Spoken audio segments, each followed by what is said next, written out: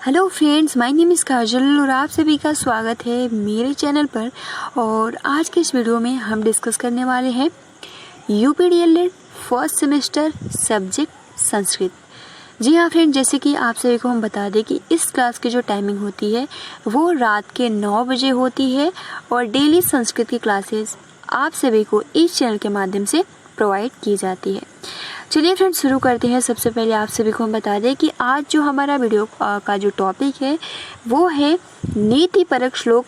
क्योंकि मैं आप सभी को बता दूं कि आपका जो सिलेबस है संस्कृत का, उसमें चैप्टर नीति परक श्लोक से रिलेटेड क्वेश्चन भी पूछे जाएंगे और हर बार पूछा जाता है।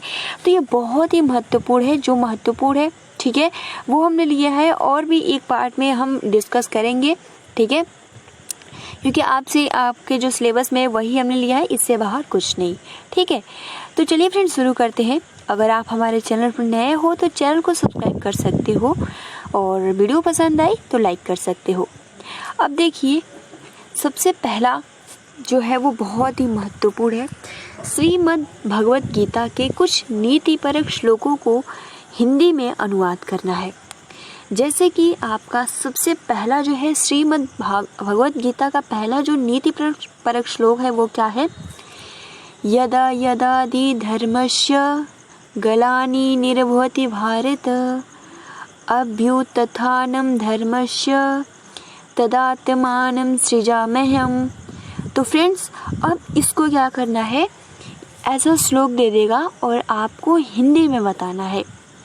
तो इसका हिंदी में अनुवाद हो जाएगा, हे भारत, जब जब धर्म की हानि एवं अधर्म की वृद्धि होती है तब तब मैं अपने आप को प्रकट करता हूँ, अर्थात साकार रूप में अवतरित होता हूँ।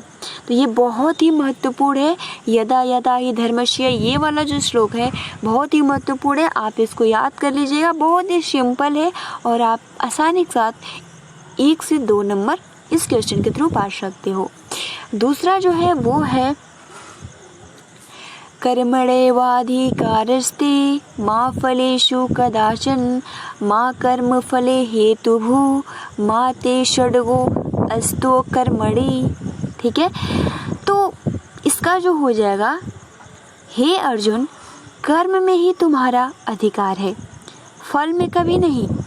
इसलिए तुम कर्म फल के लिए मत बनो और कर्म न करने में तुम्हारी आसक्ति भी न हो।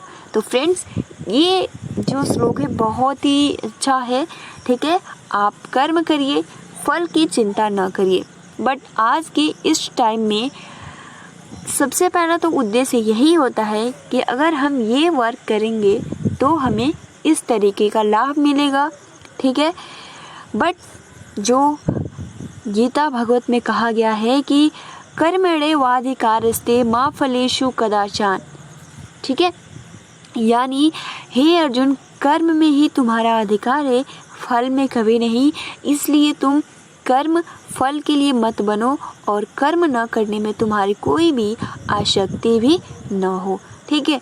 2 बहुत महत्वपूर्ण और बहुत ही आसानी के साथ आप सभी को याद भी हो जाएंगे।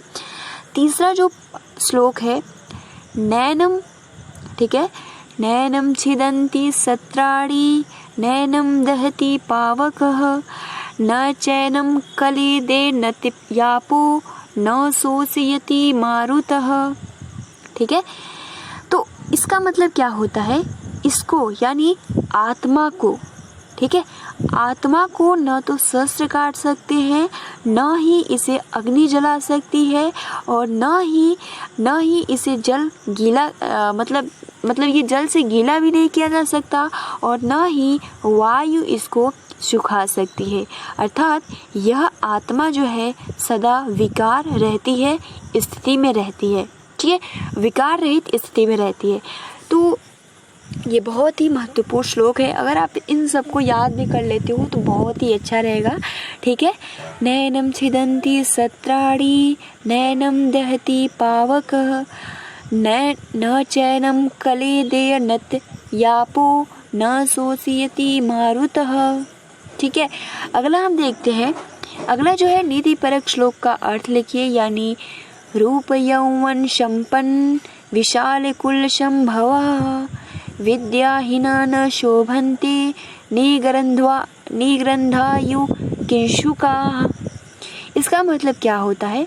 इसका मतलब होता है मानो चाहे कितना भी रूप यौवन से परिपूर्ण हो, चाहे उसे कितनी भी बड़े कुल में जन्म लिया हो, यदि वह विद्या रूपी धन से वंचित है तो वह उसकी वही स्थिति होती है जैसे बिना सुगंध के टीचू के फूल की होती है।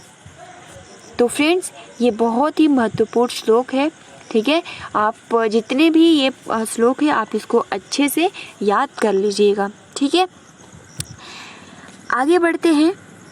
आगे जो आपका देखिए नीतिपरक श्लोक को हिंदी में अनुवाद जो आपका है, वृत्तम यत्नेन संरचित वित्तमायाति याति च अछड़ो वित्तः छिड़ो वृत्तस्तु हतो हतः। इसका मतलब ये होता है, प्रसंग देखिए इस श्लोक में कवि मनुष्य, क्योंकि यहाँ प्रसंग से पूछा है, ठीक है, तो आप प्रसंग भी लिख सकते हो कि इस श्लोक में कवि मनुष्य को अपने चरित्र की रक्षा हेतु प्रेरित कर रहा है, यानी चरित्र की प्रयास पूर्वक रक्षा करनी चाहिए। धन तो आता है और चला जाता है, धन का नष्ट होना ही नहीं है, किंतु चरित्र के नष्ट होने पर मानव मृतवत हो जाता है, अर्थात उसका सर्व नष्ट हो जाता है। इसलिए चरित्र सबसे ऊपर है। ठीक है, उस पर कोई भी अगर धब्बा लग जाता है तो आप कितना भी धन कमा लो वो कभी धुल नहीं सकता है। ठीक है, तो इसका मतलब यही है इस श्लोक का।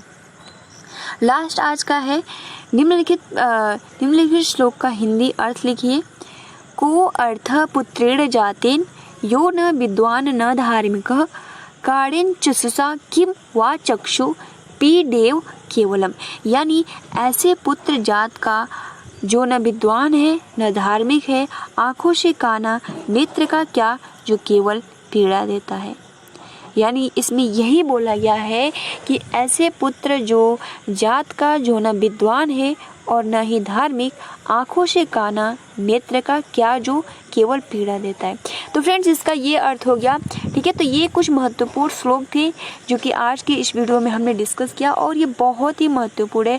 आप इसको बहुत ही अच्छे से अपने कॉपी में क्या इसको मतलब बस एक बार देख लेंगे, श्लोक बस दे देगा और आपको अर्थ मालूम रहेगा, तो आप आसानी के साथ इसके बारे में इसका हिंदी लिख सकते हो।